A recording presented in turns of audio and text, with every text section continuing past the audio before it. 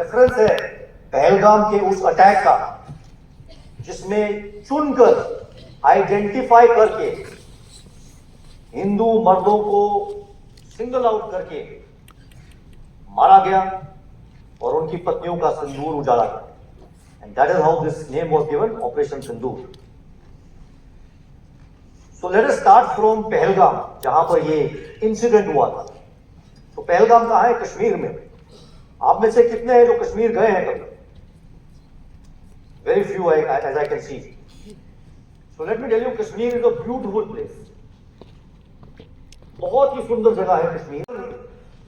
इस धरती पर कहीं जन्नत है तो वो कश्मीर में है, कश्मीर की धरती पर। And actually this place is beautiful. और ये जो पहलगाम की वादी आप देख रहे हैं, यहां पर कई फिल्मों की शूटिंग हुई है। इतनी सुंदर जगह थी। लेकिन 22 अप्रैल 2025 को यहां पर शूटिंग हुई किसी फिल्मी कैमरे से नहीं, टेररिस्ट के AK-47 से। और यहां पर 26 इनोसेंट लोगों का खून बहाया गया। So this is the incident that started it all. India and Pakistan both became independent at the same time, 1947, you all aware. लेकिन हम दोनों देशों की जो ग्रोथ एंड डेवलपमेंट की ट्रेजेक्ट्री है वो काफी अलग रही है। आज पाकिस्तान की इकोनॉमिक स्थिति बहुत ही बेकार हो रखी है। इंटरनली इतनी ज्यादा फॉल्ट लाइंस हैं, इंटरनल अनरेस्ट बहुत ज्यादा है। पाकिस्तान आर्मी का जो आई वोंट से इन्वॉल्वमेंट, जो जिस तरीके से उन्होंने पूरे देश को अपने कब्जे में कर रखा है, which is never very good for a democracy. And that is why today we are where we are, the 5th largest economy, developing in all domains, and Pakistan is where it is, an almost failed state. So Pakistan, like I said, most countries in the world have an army, but Pakistan is a country जिसमें बोलते हैं the army has a country. So that is the unfortunate destiny of this country called Pakistan. इनके पास एक army है जो कि बहुत ज्यादा रिलीजियसली इंडोक्ट्रिनेट हो रखी है। इनके पास एक सोसाइटी है जिसमें फॉल्ट लाइंस बहुत ज्यादा है। And all in all, because of this interference of the army, because of internal fault lines, because of unrest, Pakistan is what we are now calling a failed state, and we are today the 5th largest economy in the world. ये जितने भी आप snapshots देख रहे हैं terror activities के, अभी आपने वीडियो में भी देखे। So for long Pakistan has been not just encouraging terror activities ideologically, financially, but even giving them training. सारे टेरर हब्स पाकिस्तान के अलग अलग जगह में एस्टैब्लिश हैं। सारी मेजर टेरर ऑर्गेनाइजेशंस के हेडक्वार्टर्स पाकिस्तान में हैं। रिक्रूटमेंट से लेकर, ट्रेनिंग से लेकर, उनको इस पार करवाना, उनको लॉजिस्टिकली सपोर्ट करना, ये पूरा एक इंस्टीट्यूशनली ऑर्गेनाइज्ड मैनर से स्टेट लेवल पर किया जाता है। और जो इनकी लीडरशिप है, जैश ए मोहम्मद के मसूद अजहर, लश्कर ए तैयबा के हफीज सईद, इनको वीवीआईपी की तरह ट्रीट किया जाता है पाकिस्तान में। इनको न सिर्फ पनाह दी जाती है वहां पर, ये खुलेआम वहां पर घूमते हैं और अपनी ये जो टेरर तंजीमें हैं इनको बढ़ावा देते हैं। So that is why Pakistan today is an exporter of terror. पिछले 3 डेकेड से भी ज्यादा, 1989 में ये शुरू हुआ था वायलेंस का सिलसिला कश्मीर में, और तब से अब तक you can just see the figures, और ये फिगर्स अब कुछ महीने पुराने हैं, ये और बढ़ गए होंगे। कितना खून बहा है कश्मीर में because of this strategy of Pakistan. और नैरेटिव आज तक ये बताया जा रहा है पाकिस्तान द्वारा कि ये एक इंटरनल अपराइजिंग है जम्मू एंड कश्मीर की आवाम की, क्योंकि वो बहुत दुखी हैं, क्योंकि उन्हें ओप्रेस किया गया है, क्योंकि उनका डेवलपमेंट नहीं हो रहा। Look at all the development indices. Jammu and Kashmir सभी डेवलपमेंट इंडिसेस में नेशनल एवरेज से ऊपर है, whether it is education, whether it is employment, whether it is living standards. So none of these reasons are the reason that we have had so much of violence in the state of Jammu and Kashmir. The only reason is this external interference and influence. So why did Pakistan plot this Pahalgam attack? So Pakistan का एक ये बहुत पुराना tactic रहा है कि जब कभी इनके देश में इंटरनली अनरेस्ट होता है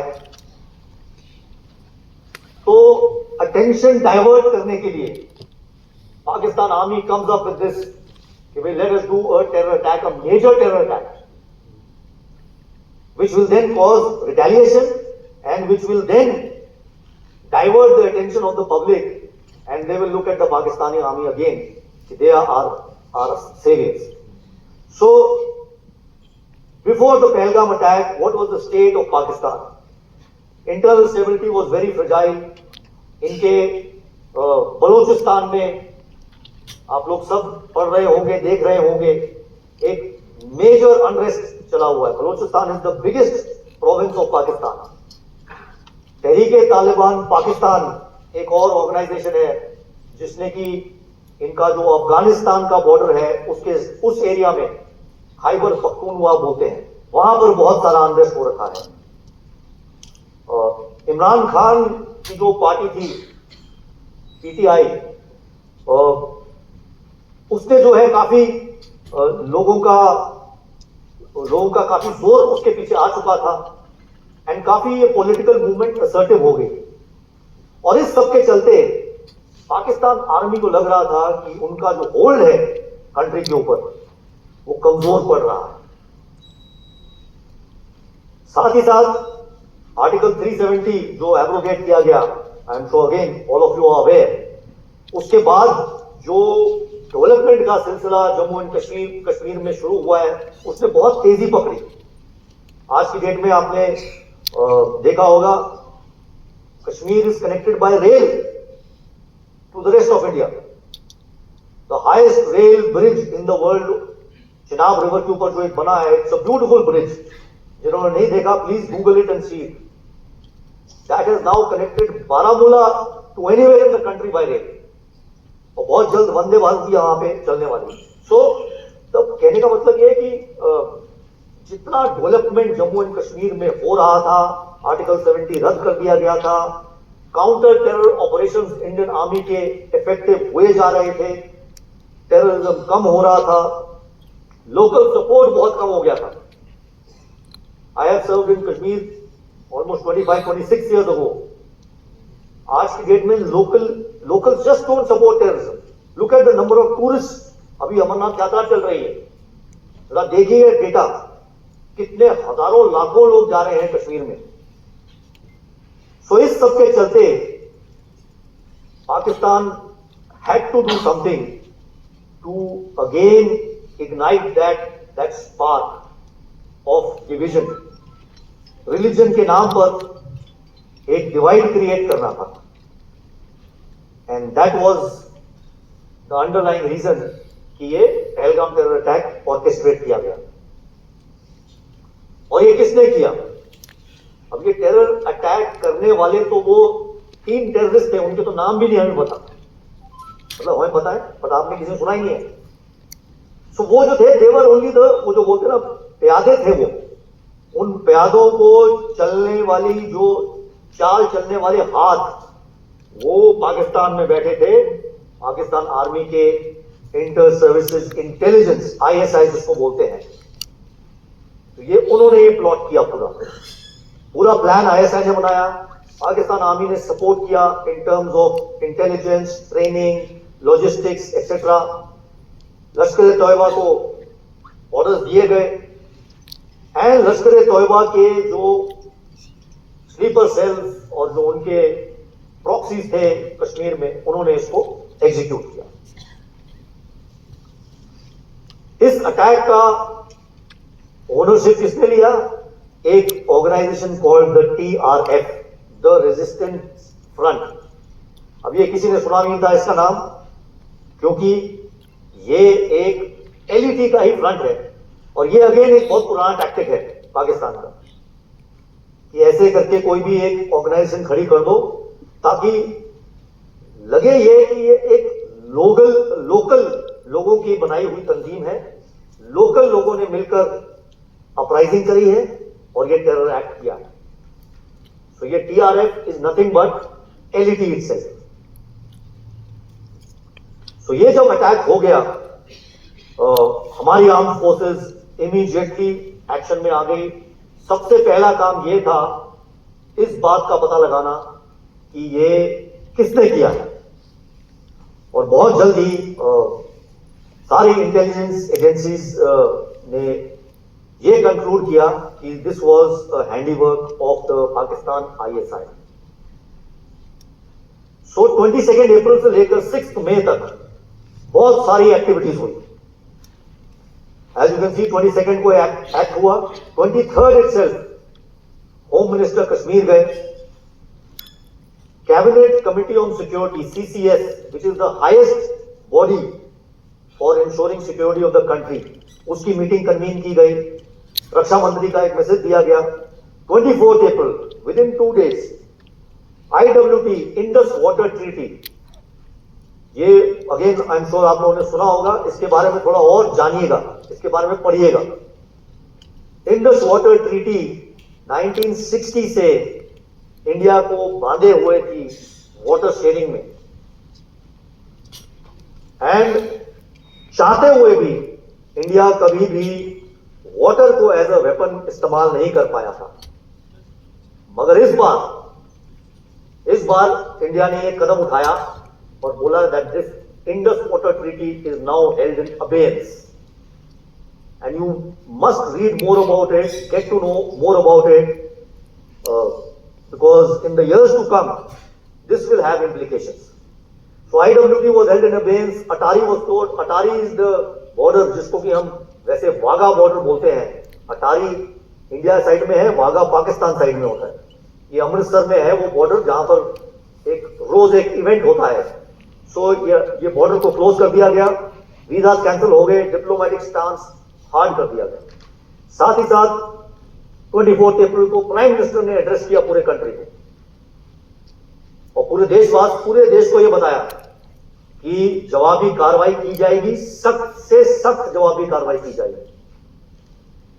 25 अप्रैल को चीफ ऑफ आर्मी स्टाफ ने कश्मीर की सिक्योरिटी सिचुएशन का मुआयना किया एंड 29 अप्रैल टू 6 मई ये सारी एक्टिविटीज की गई। एयर स्पेस क्लोज कर दी गई, trade suspended, continuous military drills and preparations, ceasefire violations across the line of control, and cyber attacks जो आ रहे थे from Pakistan side, they were all being neutralized. So कहने का मतलब across the spectrum, which in terms of national power हम बोलते हैं time spectrum, diplomatic, informational, military and economic.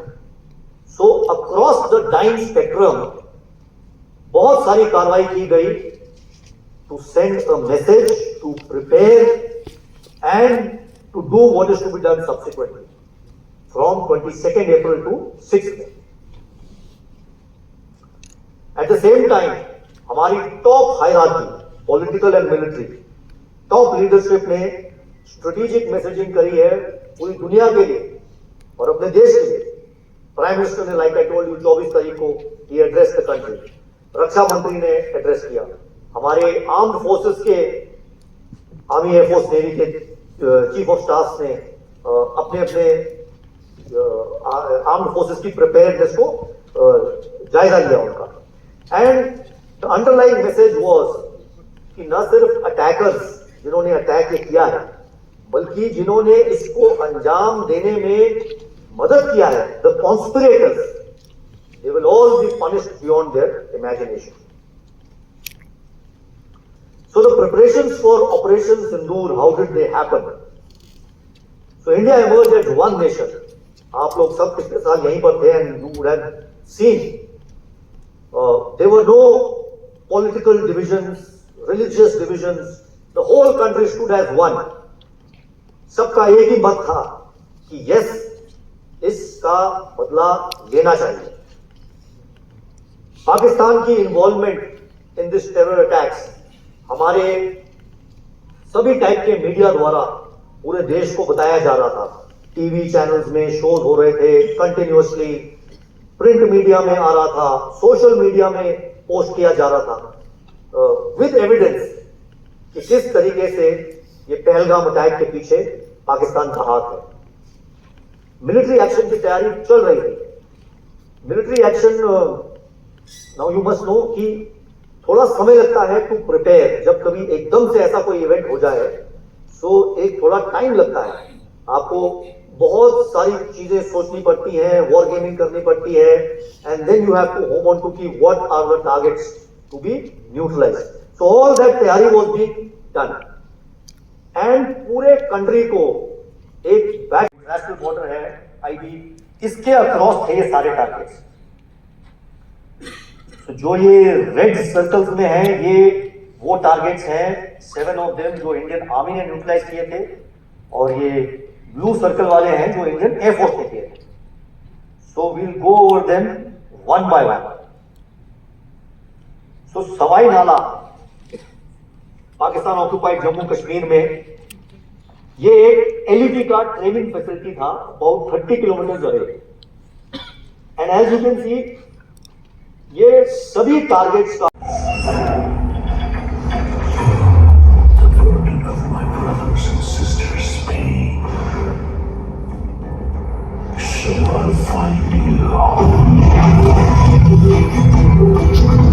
You can hide in the distance between shadow and dust. I'll strike you down when you betray our trust. So I'll find you. That's my job. That's my mission. That's my promise. I'll find you.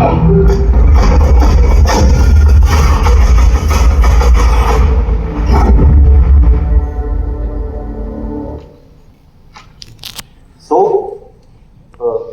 it was very important कि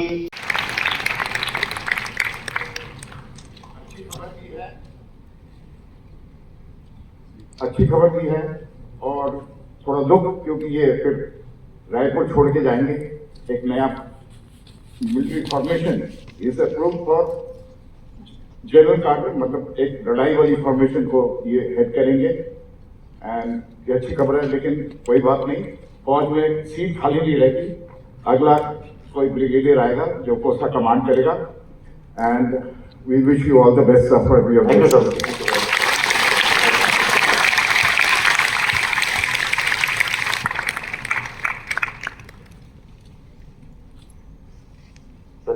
no questions. मुझे समझ में नहीं आया कि आप में से अभी तक किसी ने नहीं पूछा कि कितने रफेल गिरे, जो आजकल सभी पूछ रहे हैं, बहुत पूछ रहे हैं कि कितने रफेल गिरे। तो बहुत साधारण सी बात है, हमारे पास में जितने रफेल थे ना वो अभी उसके ब्रिज मेंटेनेंस के लिए दिए गए हैं। तो अगर गिरे होते तो ये रफेल के ब्रिज मेंटेनेंस नहीं होता, वो गिर गया होता।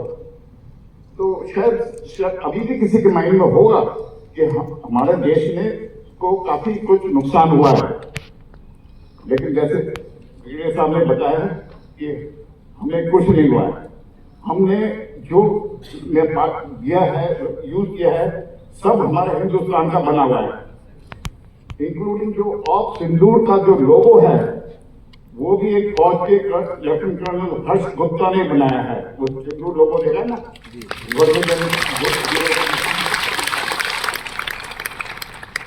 बहुत अच्छा लगा। आप लोग सब डॉक्टर हैं, और 3 साल पहले दो लेडी डॉक्टर वसीमा खलील और मेरे ख्याल से जीतिका कौल कैप्टन फौज की 16,000 फीट पे नौकरी कर रही, वो भी डॉक्टर है। तो बहुत अच्छा लगा कि आप लोग आके ब्रिगेडियर साहब को सुने। बहुत एक इम्पोर्टेंट मैसेज दिया है इन्होंने, और एक जज्बा बनाया आप सबों के लिए। छत्तीसगढ़ अभी भी थोड़ा सा पीछे है फौज के मामले में। मैं उम्मीद करता हूं कि आने वाले समय में हमारी कोसा ऐसा कुछ ऑर्गेनाइज करे कि आप लोगों में और जागरूकता है, उत्सुकता बढ़े। अभी फौज बहुत बदल गई है। मैं तो बहुत पुराना फौजी हूँ, मेरे टाइम में टेक्निकल चीज नहीं थे। ब्रिगेडियर साहब जब कमीशन हुए थे, मैं अपनी यूनिट कमांड कर चुका था, तो मुझे ये सब इक्विपमेंट के बारे में उतना नहीं पता है। लेकिन आजकल की फौज है बहुत बदल रही है। अभी हमारे स्पेशल फोर्सेस के पास में ऐसे ड्रोन है। एक ड्रोन की कितनी साइज है? मेरे हाथ के बराबर की साइज है ड्रोन। 1 करोड़ की ड्रोन है। हमारे टाइम पे मेडिकल इक्विपमेंट में भी बहुत तरक्की हुई है। जब मैं फौज में गया था तब MRI CT स्कैन बोल के कुछ नहीं था। आजकल तो आम बात हो गई है। तो बहुत नई नई चीज आ गई है। शायद अगले ऐसा कोई लेक्चर ऑर्गेनाइज किया जाए तो आपको बताया जाएगा कि क्या फौज का जो नया और फॉर्मेशन बन रहे हैं, जैसे कि फायर सपोर्ट ग्रुप्स, जैसे कि इंटीग्रेटेड बैटल ग्रुप्स, ऐसे ऐसे बन रहे हैं। इसके बारे में शायद आपको मैं रिक्वेस्ट करूंगा कि कोसा could organize something for the benefit of the people. Thank you very much. Thank you. Thank you, sir. Beautiful presentation. Thank you very much. Thank you very much. Thank you.